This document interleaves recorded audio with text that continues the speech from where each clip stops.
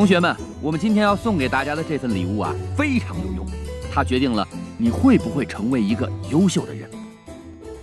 杜甫从小就有一个伟大的理想，那就是辅佐君王，使之成为有道明君，让老百姓们过上民风淳朴的生活。有一句诗可以作证：治君尧舜上，在使风俗淳。最初杜甫是积极入仕为官的，但仕途坎坷呀。他呢选择了新的方式，记者来实现他的理想。那他是怎么做的呢？最初的时候，杜甫选择做旅游记者，开阔眼界。他呀曾经采访过李白对旅游的看法。李白说了：“5月寻仙不辞远，一生好入名山游。不旅游个10年8载的，还好意思说自己是唐朝诗人？”于是，杜甫读了万卷书之后，就去行万里路了。他呀，要用他的笔给我们带来各大旅游景点的报道。24岁的时候，旅游记者杜甫来到了泰山，一下子就被眼前雄伟的泰山给镇住了。他兴奋地拿出笔，迫不及待地开始报道泰山了，名字就叫做望岳。先是远望，只看到齐鲁大地上一片青绿，岱宗夫如何，齐鲁青未了。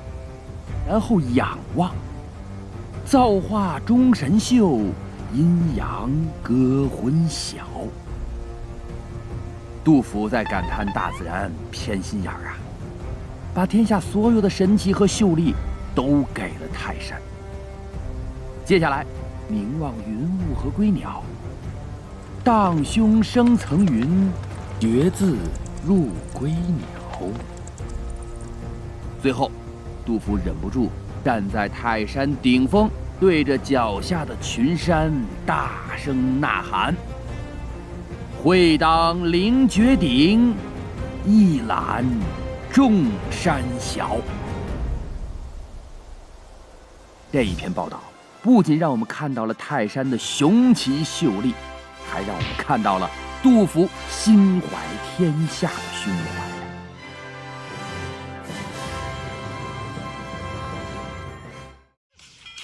后来，杜甫有机会深入前线，当了战地记者，记录下了最真实的战地生活。他35岁时来到了长安，好不容易谋了一个军用仓库保管员的职位，可没想到呢，上任后不久，安史之乱就爆发了。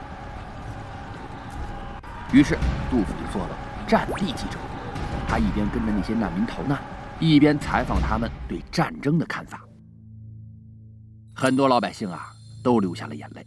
他们说：“你看这一片破败，到处都是荒草，哪里还有当年的大唐盛世啊？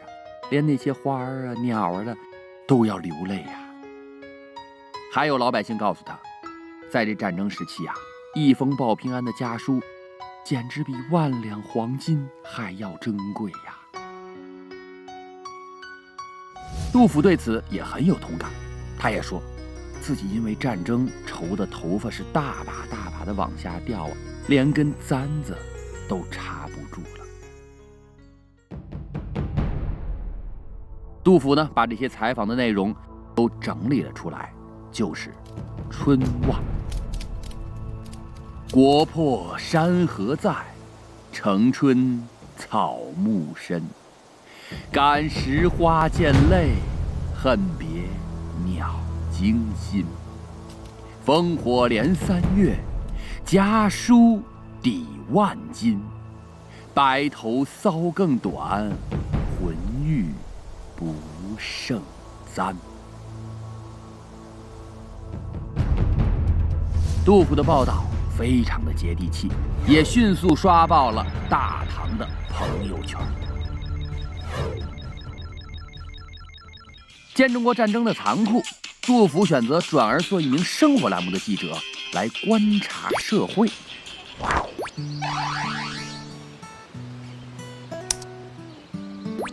他带着家人辗转来到了成都，在这里结庐而居，没有了战乱，感觉就像是天堂一般。于是，杜甫满怀着喜悦之情，走在成都的街头，采访老百姓们住房贵不贵呀？孩子们上学用不用择校什么的。哎呦，我们的杜大记者那时候写起报道来，简直就是萌萌哒。不信，来看这篇报道：春夜喜雨。好雨知时节，当春乃发生。随风潜入夜，润物细无声。野径云俱黑，江船火独明。晓看红湿处，花重锦官城。你看那小雨多可爱呀！哟，在夜晚偷偷的跟着风就跑来了，无声无息地滋润着大地。等到天亮一看，哎呦，整个成都都成为了花的海洋啊！再来看看他写的另一篇报道绝句吧。两个黄鹂鸣翠柳，一行白鹭上青天。窗含西岭千秋雪，门泊东吴万里船。多么明快的色调，多么温馨的画面，简直就是一曲美妙的田园交响曲呀！看来成都的百姓们简直是生活在世外桃源呐，生活幸福指数在当时战乱的唐朝位列第一。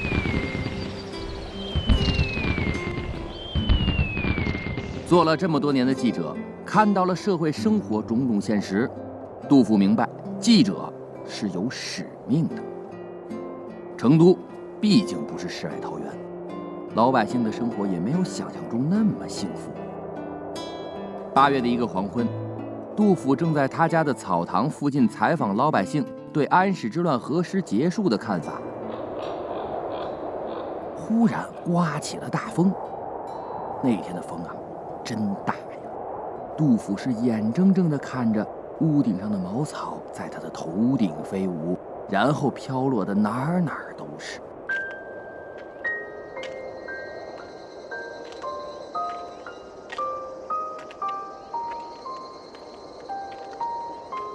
他想去把茅草捡回来，可是呢，一群调皮的孩子把茅草给抱走了。没有了这些茅草，晚上下起雨来，孩子们可是连睡觉都要淋在雨里的呀。他喊呐喊呐，喊破了喉咙也没有用啊。他颓唐地坐在屋子前面哭泣，可是脑子里想到的呢，不是自己，而是千千万万像他一样的穷苦老百姓。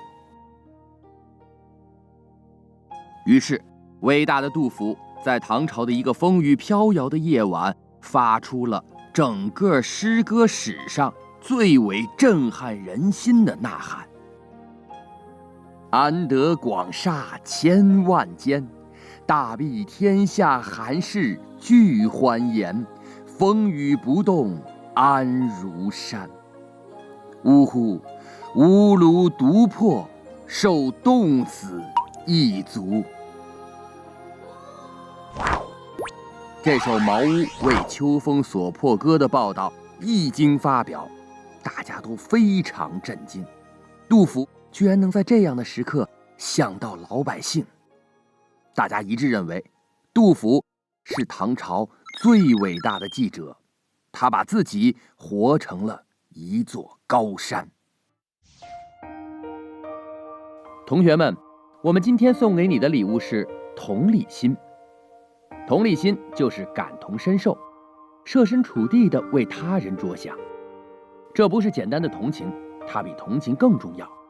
当你体会到对方的心情和状况，才会更容易理解他人。杜甫详细记录了关于安史之乱的诗，他的诗被称为诗史。同时，因为杜甫具有着同理心，也就是推己及人的高尚人格，所以他能够写出老百姓的心声，才会被人们称为诗圣，世世代代受到人们的敬仰。同样，如果我们也具备同理心，你也会成为一个人人喜爱的优秀的人。